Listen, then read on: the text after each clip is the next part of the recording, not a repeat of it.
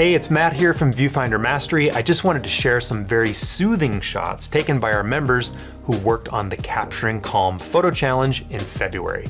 For this challenge, we asked our members to try to find their creative flow and switch off the busy side of their brains, which often causes us to kind of miss things, creatively speaking. It seems to have had an impact, and the whole conversation around quieting the mind and finding one's creative flow led to some really fun discussions. Here's a few excerpts from the critique video that Jesse and I just shared with the group. I think it's a nice composition in terms of the assignment of evoking calm. I think it does a really nice job. Yeah, great texture, cool shapes floating around in the water, and I just think it's a really fun, calming picture on multiple levels. And I think anytime that you have really still water like this, it gives you a sense of calm. There's like this kind of warmth in the cool environment, and that kind of has a bit of it's like soothing in a way, you know? That is something that also gives you a sense of calm, right?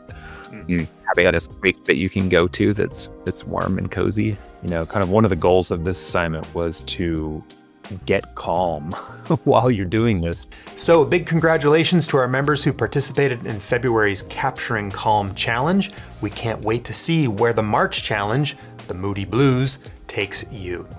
Now, if you're not a member yet, but you want to build your confidence and find your creative mojo and maybe get connected with other super creative photographers, then why not join us over at ViewfinderMastery.com. We deliver fun new high quality photography lessons every month, and we give you the thoughtful feedback and the support that you need to take your photography further. Look, it's a lot more fun to learn together, and I know that you're gonna find it rewarding too, so give it a try this month while we're working on the Moody Blues.